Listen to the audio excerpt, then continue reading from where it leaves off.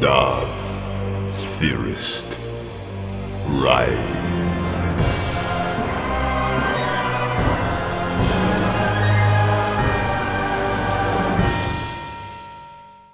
What if Iron Man built new lightsabers for the Jedi? Let's explore the depths of it in the video. As a newly constructed starship takes off from Coruscant's new military district, transporting the new members of the Republic military, its old peacekeepers gather to consider what is happening. The Jedi Council meets to take a look at the recent developments in the Clone Wars. Although it has only been going on for a few weeks, the battles have already been punishing the newly christened Grand Army of the Republic. Recent encounters with droids have been difficult and resulted in many casualties among the clones, but even the Jedi were not spared this carnage. Though they had told themselves that the setback on Geonisis was merely a fluke caused by their lack of preparation, there is some concerning evidence to the contrary. Now that the Jedi have clones to support them, they hope that things will be better. While casualties are not as bad, dozens have still lost their lives during these opening weeks, and more are wounded. We struggled not only because of lack of preparation, but a lack of experience. Many of our knights have never faced a war on this level before. At most, they have dealt with gangs of criminals or pirate fleets, not droid armies numbering in the thousands. While I agree there is a learning curve that is unavoidable, I fear whether there will be enough Jedi who survive by the end of the war if things continue at the rate they are going. I agree. We must look for a way to staunch the bleeding, lest our strength be sapped from underneath us. But how? We train the Jedi as best we can, and even our greatest veterans lack experience in this level of warfare. It is not simply a matter of experience either. We must also look at the fact that the Jedi are not equipped for war. While a lightsaber offers some protection, we require passive defense to stop this many blaster bolts. Armor has already been issued, but we need more. Better lightsabers, perhaps? Perhaps you are onto something. I have heard of many reputed weapon makers who might be able to help us. That is a drastic step. For millennia, the Jedi's weapons have remained unchanged. This is as much a part of our culture and tradition as it is a weapon. And yet the galaxy has changed around us and threatens to leave us behind, Master. Many in the Jedi Council grumble in agreement. It is a drastic step, but they understand it needs to be done. The only question is finding a weapons maker suitable for the task. Here, the Jedi meditate on it. They channel their collective powers into the Force, trying to see visions of someone who can handle this project. As they sit in the council chambers, they each lend their strength, focusing on what they are searching for. Not just someone intelligent, but someone with integrity, honesty, someone who understands war, not just strategy, but also its costs and necessities. And they find their answer. As the Jedi see Tony Stark, they agree he is the one for the task. They track his presence in the Force to Earth, and Obi-Wan is dispatched to recruit him. Accompanying him is Anakin Skywalker. It takes several weeks, and when they finally arrive, their ship picks up something on their signals. They think it might be one of the primitive aircraft used by this planet, but it is too small and too agile. It isn't a manned vehicle at all, but a suit. Anakin tracks it on his scanners, seeing it zip past their ship in the night sky. As it moves past them, he senses the familiar presence in the Force as it directs the ship after them. They track him down to his Malibu mansion, just as Tony is landing in his garage. Once he touches down, he is surprised to hear applause behind him. No, I would consider that a successful test. Who are you? Friends. We are interested in recruiting your talents for an important project of ours. Didn't see the press release, I take it. Sorry, but I'm not in the weapons business anymore. On the contrary, I saw it, and it was quite powerful. That is why we wish to recruit you. Of all the beings with your intelligence, you are the only one who works for the right reasons, to prevent something like that from happening again. Oh yeah, I hear that spiel all the time. If you want peace, prepare for war. That's the line, right? So tell me, what makes you any different? Anakin extends his hand over to Tony's shoulder. Iron Man tenses and thinks he's going to attack. His repulsors prepare to fire, but then a bottle and a glass fly into Anakin's hands. Maybe we can discuss this over a meal, because I assure you, we are not like anything you've seen. It will take time to explain everything. Okay, fair enough. I hope you like cheeseburgers, though. He invites them upstairs and begins to prepare them some food, while Obi-Wan and Anakin explain who they are and what the Jedi Order is. As they do, they explain just why they need his help. Anakin even hands Tony his lightsaber so he can begin testing it. The billionaire ignites the weapon and barely contains his excitement as he gives a few practice swings. Despite that, he listens intently to what they have to say, especially when they begin to mention the Clone Wars and how so many Jedi have died because they have never faced a conflict of this scale. When they at last finish, Anakin and Obi-Wan bow their heads. We did not ask for this conflict, but we also will not meekly cling to traditions if it means losing so many. That is why we need your help, to help us survive. All right, so when do we leave? Hearing this, their small group departs back to Coruscant, where Tony is introduced to the rest of the Jedi Order. Although they are happy to have someone as experienced as him working with them, they are also clear about something else. They don't just want new weapons. The Jedi have very strict ideals about warfare and wish to maintain that, even if they must fight in a war. They hope that Tony will understand that as he begins drafting plans to make the lightsabers. To that end, he is invited to sit in on their meetings, to attend meditation and training sessions. Jocasta Nu also invites him to sit down and learn about the Jedi Code while he browses through archives. From there, he learns that they are peacekeepers, not soldiers. Their focus is on keeping each other alive, not simply looking for new ways to kill someone. To that end, Tony focuses his efforts on defensive capabilities. Anakin is there to help him, offering insight as a fellow engineer and a Jedi. He tests these weapons as new designs begin to form. He intends for this new line of lightsabers to be used as all-purpose tools, instead of just blades. New features are added, like adding a temporary EMP function to disable droids, a shocker to incapacitate enemies, and the ability to manipulate the energy of the lightsaber creates. Tony also takes the training and ideals of the Jedi to heart, trying to harness their powers through midichlorians. He uses the weapon to draw them in and allow the Jedi to harness them to greater effect. They can be used to enhance powers or create more powerful shields. The Jedi are pleased to see these efforts of development as they are in line with their policies. Now, the only matter is to test them, and for that, Anakin offers to take the first one. He takes one lightsaber and travels with it to the front, where the 501st have been assigned to retake a crucible bridge away from the CIS in order to move supplies. Droid artillery rains down upon his troops as they take cover behind the ruins, the clones desperately trying to return fire with their blasters as droid tanks fire upon their positions. Their commander had prepared them well for this battle, as they had artillery placed into a kill zone while their soldiers had dug in trenches. But that does not stop Anakin, who begins his attack, advancing upon the position with his lightsaber in hand. The droids spot him trying to secure an advanced position and open fire.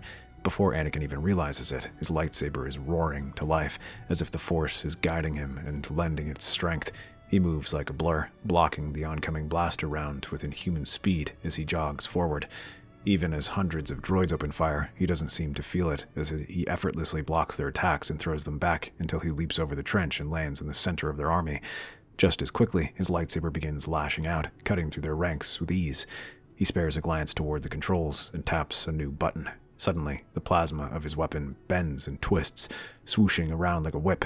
Anakin grins and then swings it around, cutting through the droids and melting through their armor. Anakin laughs and leads the counterattack as clones rush forward, eager to press the advantage while the droids are occupied with him. Rockets explode overhead and disable the tanks while Anakin continues his rampage. Finally, he taps the new EMP button at the bottom of his weapon and watches as his lightsaber crackles at its core. The weapon grows hot in Anakin's hand, so he throws it into the chest of the nearest droid. The droid commander staggers, sparks flying from the weapon in its chest, and then it explodes, sending a wave of electromagnetic energy flying across the bridge, sending all the droids sputtering and collapsing to the ground. Tanks break down and fall into the start, and even his robotic hand short circuits. As he pulls the weapon out, the lightsaber takes a few moments to sputter before dying. From the headquarters, Iron Man flies up and lands beside him. He takes the weapon and restarts the power supply. Bug report. You might want to take a look at this. Yeah, that sounds like a good idea. Might need to scrap that one. They aren't the only ones who think so, as the other Jedi begin to use these enhanced lightsabers. They soon find them to be highly effective in battle, being able to protect themselves far better. The ability to draw upon midichlorians around them further enhances the Jedi's defensive capabilities and allows them to protect not just themselves, but even the clones marching behind them. As they become readily available to more experienced masters, the potential becomes clearer. Some of their best, like Plo Koon and Mace Windu, even manage feats like absorbing explosions in artillery rounds. Even Iron Man begins to join the fight with the latest model of his Iron Man suit. Using components he's gathered from various battlefields, he makes it even better than before. The HoloNet is filled with feeds of Jedi performing seemingly impossible feats, knocking whole companies of droids aside and being able to turn the tide of battles. However, that isn't all the Jedi do. With these new abilities and powers come great worries from the Jedi Council about the risks that they might be abused. In order to keep the Jedi who use them under control, Yoda and Iron Man agree to begin implementing duty rotations. They work closely with the likes of Senator Amidala, having Jedi only serving fixed tours of duty in the front lines. Afterward, they will be sent to fulfill civilian roles like disaster relief and rebuilding planets ruined by war. The purpose of this is to teach them how to use their powers not just for combat, but to amplify the good they can do. This is only possible because of their success on the front, which leaves their manpower less strained. Palpatine watches this. Readying the reports from both the Republic and CIS, they say the same thing. In the first few months, the Separatists' offensive is starting to be pushed back. They are now fighting in their own territory in some sectors. There are fears that they might actually be pushed back, and there are hopes that the war can end within a year or two. This is exactly what Palpatine cannot do, so instead, he begins looking for ways to even the playing field. Like the Jedi, his eyes narrow on Stark, seeing him as the cause of the success. He gathers all he can about the young inventor and begins to study his records. One thing that catches his attention is the fact that just a few months ago, he was one of the leading arms manufacturers on his homeworld, but he suddenly announced the halt of all weapons productions. This causes Palpatine to reach out to his business partner and mentor, Obadiah Stane, who is serving as the head of the company that, while Tony is gone, Palpatine travels to his homeworld in secret and meets with his business partner. He schedules a meeting and soon finds himself in the CAO's office. So, what can I do for you, Mr. Palpatine, Sheev Palpatine, and I must say I'm very interested in purchasing some of the rockets Stark Industries has. I believe they are called the Jericho missiles. You are correct, but unfortunately those are no longer in production. Yes, I have heard the press release, though I must say I'm rather surprised. I am to understand that they were created only recently. Surely you must have at least a few of them in stock, ready to use. I understand that such a deal cannot be disclosed publicly, so I'm prepared to pay any fees you require. If there are issues with materials or manufacturing... Now that is a very generous offer, Sheev. However, it isn't anything to do with the production itself. Let's just say that our owner feels like things such as the Jericho no longer represent our company's values. Yes, the great Tony Stark. I have been studying his career with great interest. Many refer to him as a great disruptor, though if you ask me, he is a great disruption. You and me both. If we are in agreement there, I think you might also agree with what else I have to say. Why should we be listening to that insolent little upstart? We both know what truly sells, and it isn't robotics or computer chips. It's weapons. So long as two people exist in the world, someone is going to want somebody dead. And if you're willing to come into my office and say this, I think it means you have something to offer. Oh, yes. A government contract.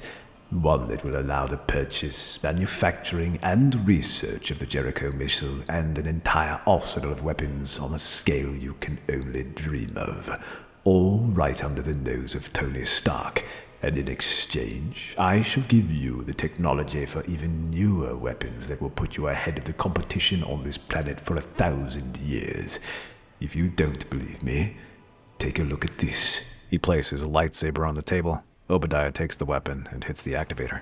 He nearly drops it as he sees the blade ignite and begins testing out its various functions. Made by Tony Stark himself, though I am assuming he did not mention that in his shareholders' reports. He certainly did not. Although I will say, everything you're suggesting could get me fired. But I'm in. The two of them shake hands, and the plan begins. Palpatine begins sending ships and crews to set up manufacturing hubs. They do this in a place neither the Republic nor Earth's government will notice, an uninhabited planet called Mars. Here, factories are built in secret, allowing the construction of Jericho missiles. However, these are further upgraded with the laser technology that the Republic has, turning them from simple ballistic missiles into plasma-based arms that can destroy anything on Earth. One missile already costs a fortune, and it creates a miniature arms race among the great powers, who are keen on having the latest weapons. But their main clients are not the people of Earth, but the CIS, who secretly receive thousands of these weapons and begin to employ them on their starships and ground-based artillery. During one such engagement, the Republic fleet comes under attack as the CIS flagship unleashes a dozen of these missiles. At first glance, this assault looks laughably weak, and the cruiser takes aim to blow the missiles from the sky. However, before they can do that, their shells open up and unleash another fresh barrage of plasma-based missiles inside. Each one strikes against the shields of the nearest ship, pounding it like a drum until its shields flicker and die. The same is true for the next few ships that are hit. Each one takes these blows and leaves themselves vulnerable. The remaining CIS all open fire on the exposed Venators, ripping through their hulls and destroying them within minutes. It is a familiar story all across space where these missiles are used. They devastate the Republic forces while CIS ground troops launch similar attacks, devastating fortifications and entire landscapes. Some missiles even begin using the experimental defoliator round, which burns up any organic life exposed to the blast radius. These sudden attacks bring the Republic's offensive to a grinding halt, as they suffer horrendous casualties in the defense actions. This leads them to pull back and prevent their forces from being overextended. Military planners can only watch in horror, wondering where such delayed weapons came from. Iron Man sees this as well, watching the holonet, transfixed at the sight of his own weapons being upgraded to these insane degrees. It is far worse than he's ever imagined, and he cannot bring himself to keep looking. Those are his weapons. I did this. Tony, what are you talking about? Those are my weapons, created by Stark Industries. I had hoped to put a stop to it when I shut down the weapons manufacturing wing, but they somehow got their hands on my designs. How could this have happened? Yes. How could this have happened? A security breach on this scale does not simply happen. No, it doesn't. Someone must have stolen the schematics and upgraded them. I didn't even have access to this technology when I was designing them. But I have to go back. I need to find out what caused this and shut it down. Not alone, Mr. Stark.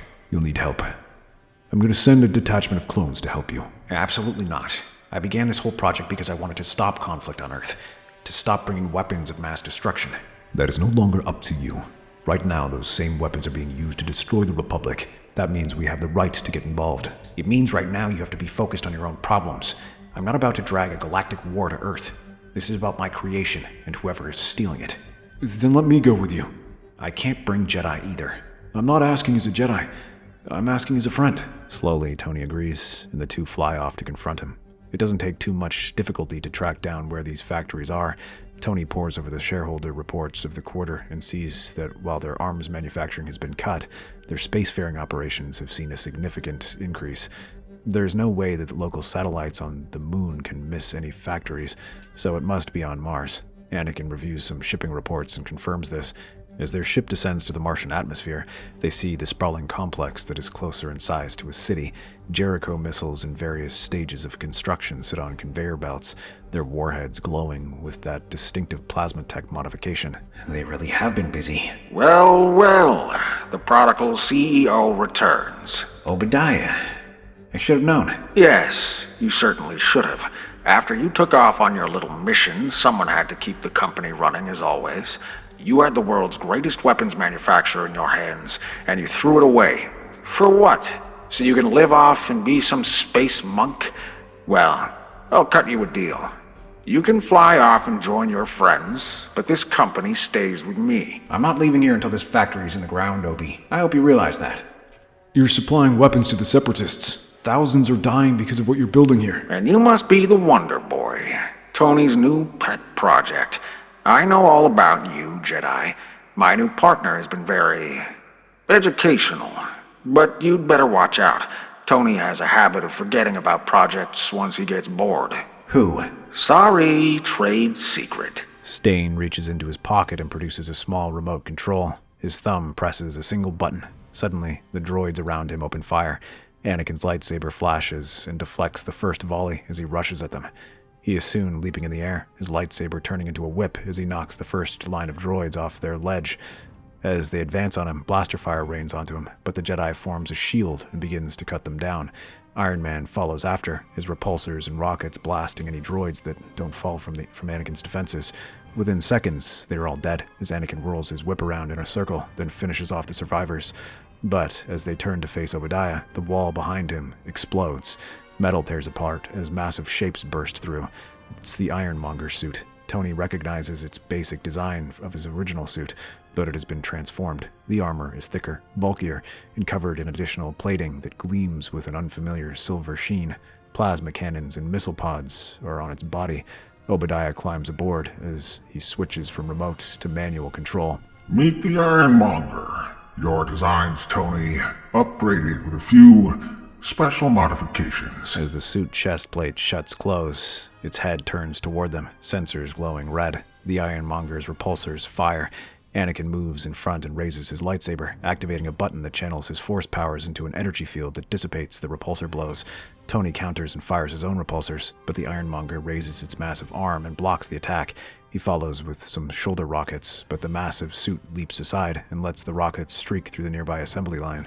Explosions ripple across the factory floor. Tony glances through the hole, staring at the sight of hundreds of his suits being created. They are being assembled on a factory floor, enough for an entire legion. But he only gets a glimpse as the Ironmonger leaps up and aims its fist at him. Iron Man leaps back as the ground where he was standing crackles and creates a shockwave that throws him back. Anakin leaps up from behind and tries to strike at him from the side, his lightsaber flashing across the metal shell. It should rip through as easily as any battle droid, but to his surprise, the weapon simply glances off his side. Blinking, the Jedi tries to strike him again, driving his lightsaber into him, but these barely scratch. He barely avoids the Ironmonger's hand, trying to move forwards, trying to move towards his back and find a weakness in his armor. Anakin soon finds an opening between his shoulders and tries to activate the stun feature on his weapon. Electricity courses through his armor, causing Obadiah to scream, but then the shock runs right back to the Jedi and throws him off. Suddenly, the hand finally grabs him and throws him aside. Before the Ironmonger can do more, Iron Man appears and fires repeated bursts from his repulsors at him, forcing the hulking warrior to retreat. Anakin doesn't wait. He charges, lightsaber spinning, and the whip weapons around his legs as Iron Man lays in with his weapons. However, the armor somehow manages to absorb this attack. Beskar. Pure Beskar plating. My benefactor paid a fortune for it. He said you might bring your new toy, boy.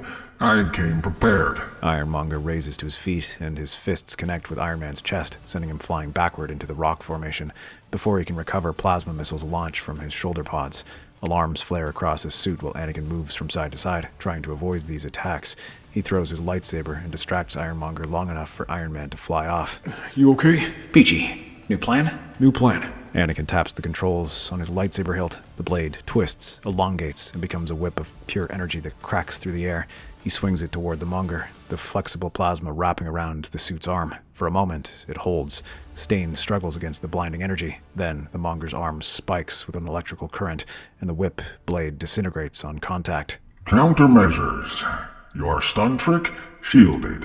Your shocker? Grounded. Your fancy whip? I've got a dedicated plasma disruptor built into every limb. I studied your designs, Tony. Every single one. And I built better. Tony fires his full arsenal, repulsor blasts, missiles, lasers. The Monger weathers it all, Beskar plating absorbing or deflecting every hit. It returns fire with its own plasma cannons, the blasts forcing Tony to dodge and weave. Anakin tries a different approach, the Force. He reaches out, attempting to crush the Monger's internal components, to rip the reactor from its chest. The suit staggers, sparks fly from its joints, but Stain has counters for that, too. The orange light in the chest reactor pulses faster, and a disruptive field as a high-pitched shriek radiates from the armor, scrambling Anakin's concentration. Tony lands beside Anakin, helping him up. The Jedi's face is pale, sweat beading on his forehead. Anakin looks at his lightsaber. The EMP function is still available, though he removed it from the other lightsabers. His was one of the first. Cover me. What are you... Just do it. Tony rockets forward, engaging the Monger directly. He's outmatched, and Stain's upgraded weapons tear chunks from his armor with every hit. Anakin closes his eyes. The midichlorians. Tony designed the lightsaber to draw them in, to amplify a Jedi's connection to the Force. Anakin reaches into this deeper level, recalling the words of Qui-Gon about the living Force, thinking back to the hours he spent studying the Force and this technology with Iron Man, and the certainty of these inventions. He touches the Force that flows through everything, through the Martian rock, through the thin atmosphere, through Tony's battered suit, through the very atoms of Stain's armor. The lightsaber blazes brighter. Power floods through Anakin, through his connection to the midichlorians, through Tony's brilliant design. His eyes snap open. The Ironmonger has Tony pinned, one massive hand around his suit's throat, until Anakin roars. The Monger turns as the Jedi raises his weapon. The blade pulses with intensified light. The Martian dust swirls in a vortex powered by pure force energy. What the? Anakin doesn't give him time. He moves faster than before. The midichlorians amplify his connection until he's a blur of light and motion. The lightsaber slashes across the Monger's leg, and this time it finds a seam in the Beskar, a gap between plates he saw earlier. Stain roars in pain as the leg joint sparks and seizes. Tony dives. While Anakin keeps the Monger occupied, slashing at the joints and seams, Tony targets the weaknesses. The missile pods, the reactor couplings, the places where Palpatine's modifications weren't fully integrated with the original design. The Monger fires wildly, but Anakin's augmented speed lets him deflect or dodge every shot. As this happens, Iron Man finds what he's looking for, the primary power conduit, running from the reactor to the suit's weapon systems. Anakin drives his lightsaber deep into the Monger's chest, not through the Beskar, but through a venting port. The blade sinks deep, and Anakin activates the EMP. The Monger convulses. Every system fails at once. Weapons, mobility, life support. Stain screams inside as the suit goes dark, crashing into the Martian surface in a heap of dead metal. Silence falls. Anakin stands over the fallen Monger, chest heaving. The power still courses through him, the midichlorians responding to his presence, to his will. Soon, Obadiah opens the Ironmonger and tries to crawl out. He barely clears the suit before his throat constricts, and Anakin lifts him off the ground. Anakin! His anger intensifies as Anakin raises his hand, readying himself to crush his throat. Anakin! A hand on his shoulder. Tony's faceplate retracts, eyes wide with concern. Anakin blinks, looks at his hand, then drops Obadiah. I don't know what came over me. You okay? I don't know. I don't know what that was. Darkness. You're starting to sound like a Jedi. It isn't just the Jedi who have to worry about this stuff. The risk of these weapons, the enhancements, they amplify everything, including the bad stuff. It's why I wanted to leave this business behind. Tony, maybe I was a bit too hasty. I think we can come to an agreement. Oh, we can. You listen. You're going to tell me everything. Who hired you, how you got this equipment, and then you're going to prison. Don't mistake this for kindness. I never mistook anything about you since you were a kid. But I'm not stupid enough to think you'll protect me once this is over. So listen well. And as they stand there on the red surface of Mars, with the factory burning behind them, Stain begins to talk. It was Palpatine. The Sith was worried how successful the Jedi were, how it disrupted his delicate dance between him and the Jedi. Because of that, he tried to even the odds with the CIS by reverse engineering Tony's old weapons. But Anakin barely hears the words. He's still staring at his hand, thinking of Palpatine. The man he regarded almost as a father could do this. When Obadiah finishes, he stares at Tony, who shares his grim face, but offers a tight smile. Seems like we're both orphans now. We should destroy this factory and everything inside. Not everything. I think we can get one test flight out of these suits. Days later, the two stand in the Chancellor's office, listening to Palpatine's congratulations for their efforts. It should be a momentous day to have praise from the Chancellor, but they know it rings hollow, and he senses this. Eventually, the Chancellor folds his arms together and frowns. You do not seem happy, my friends. I would have thought this success would leave you overjoyed. Sorry, but success tends to feel hollow when you know it's built on a lie, Chancellor. We know that you've been lying to us, that you created the suits. Obadiah confessed everything. That weapons maker? Tell me, wouldn't he do anything to save his skin in that position? Of course he would name me, to try and sow chaos in our ranks. Funny, we didn't even explain who he was. You think you're clever, boy? Just a tad. Enough to realize we shouldn't come here unarmed. Tony's armor suddenly flies through the window and forms up around himself, while Anakin draws his lightsaber. The Chancellor stares at the pair, looking down their weapons, and shakes his head. And just what do you think you're going to do? Murder the Chancellor in cold blood? Not us. Them. Tony hits the remote, and 30 intact suits fly from the street and swarm the office, hovering outside with their repulsors raised. Each one bears the CIS sigil, as that's where they were intending to go. Palpatine turns back to face them and ignites his lightsaber. Cursing, he moves to confront them as their repulsors power up. As he does, Anakin activates his lightsaber's EMP, though this time he does so in a limited space, affecting only Palpatine and causing his lightsaber to dissipate. His eyes widen as the repulsors all fire. Palpatine can only scream as he takes the blast without means to defend himself and disappears in a hail of energy. By the time the smoke clears, all that remains of him is a smoking robe. All suits activate clean slate protocol. Soon, All the suits self-destruct, and with Obadiah's confession as well as the security footage, there is enough to damn Palpatine, and the two are cleared of all charges. However, it does not change the fact that the CIS still have plenty of Stark Industry weapons, and so Tony agrees to help the Jedi get rid of it and ensure that none of it can ever be used to put someone in harm's way again. That's our theory. Star Wars is a universe filled with exciting stories and possibilities, and we love exploring them. If you want to accompany us on this journey to a galaxy far, far away, then please like, share, and subscribe to our channel.